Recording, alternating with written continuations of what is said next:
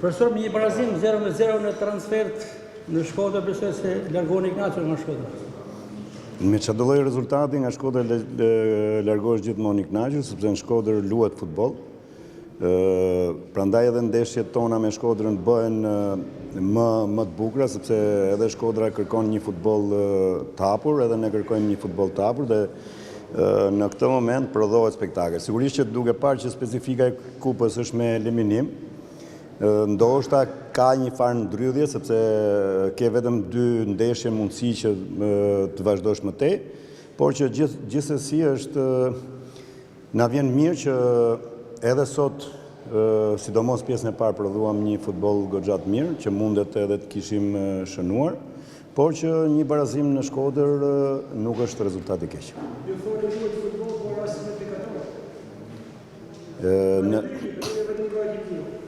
Atëherë unë e përmenda sepse thash që specifika e kupës bën që ekipet të jenë akoma më të kujdesshme, sepse nëse nuk ka shtesë ndeshja pasardhëse, ke në dispozicion vetëm 180 minuta për të vazhduar më tej. Si e vlerësoni lojën e ekipit tuaj sot në këtë ndeshje? Besoj që me gjithë problematikat që kemi ne, sepse Gudjabi është futur në ndeshje me temperaturë, i Todo ka rreth 2 muaj që nuk luan futboll për shkak të dëmtimeve, edhe mungesave të tjera, jo bregu, jo dita, me gjithë problemet që kemi. Besoj që ishte një paraqitje mbi mesataren dhe ajo që bëri që të përballojnë sa më mirë vllaznin ishte fakti që lojtarët e mi dhanë gjithë maksimumin. Në çfarë pamë gjatë të lojës edhe në ndrimet, duket se e kërkuat fitoren në Euroleague. Sigurisht që nëse ndeshjen e kthimit ti je në avantazh me Shkodrën, është një hap i madh, sepse ashtu si dhe neve dhe Shkodra ka lojtarë që në çdo moment mund të godasin. Kështu që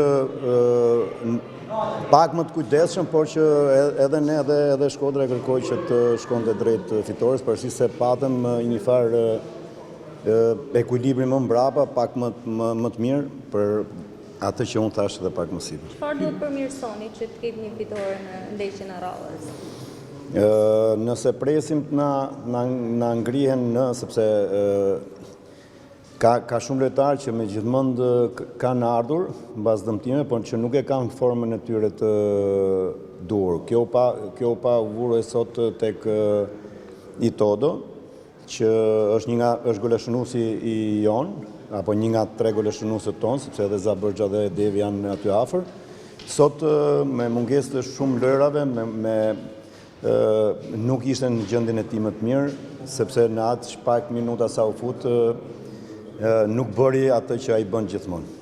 Në Elbasan Arena, si janë shanset Dinamo Vllaznia? 50-50, sepse rezultati 0-0, heqja e golave në fushë kundërshtare edhe po të ishte një barazim, pra barazimet edhe me gola dhe pa gola. Sigurisht që janë 50-50, po të shikoni edhe curin që kemi në kampionat është paka shumë me pikë barabarta, kështu që besoj që për te ndeshjeve që ne me Vllaznin kemi një, po themi, kemi disa fitore, apo kemi 2 fitore dhe një barazim. Kjo nuk ka të bëjë, kështu që besoj që shansi është 50-50. A mendon që ka kohë të hiqen shtesat, ose dy rast 2 ndeshje dalin barazim, siç e ka heqë Italia, Franca, ata e kanë në një ndeshje dhe kalojnë direkt ke penaltit për atë. Them drejtën, është një pyetje që se kisha menduar. Por tash që po më thua përgjigje me këtë që më vjen, me këtë kampionat në ngjeshur që kemi neve, me këtë kohë të shkurtër për që në herën 3-4 ditë zhvillohen ndeshje, ndoshta mund të ishte një gjë pozitive edhe kjo që ju thatë që të kalohet direkt e penaltisë, sepse vuajmë edhe ngjeshjen e ndeshjeve në çdo 3-4 ditë. Dinamo Vllaznia rivalin kup, por rivalin në kampionat. Do të ndeshni edhe një herë tjetër me Vllaznin përpos takimit të klubit gjysmëfinal. Besoj që për mos përsëritur veten që kemi bërë një rrugtim si ne si Vllaznia goxha të mirë në kampionat. Janë dy ndeshje që ndoshta nuk i gjajnë njëra tjetrës, sepse njëra është me eliminim dhe njëra është me vazhdimsi, pavarësisht se jemi në limitet e kampionatit, por që besoj që është shumë e vështirë të lush me Vllaznin, por që në fund fare është edhe po aq e bukur. Të dy trofet i synon Dinamo? Them drejtën, ne për momentin duhet të fokusohemi te kampionati, që të gjejmë një pozicion sa më të mirë. Pastaj për të parë se çfarë mund të bëjmë deri në fund kampionatit, sepse me Final Four nuk i dihet se çfarë ndodh asnjëherë.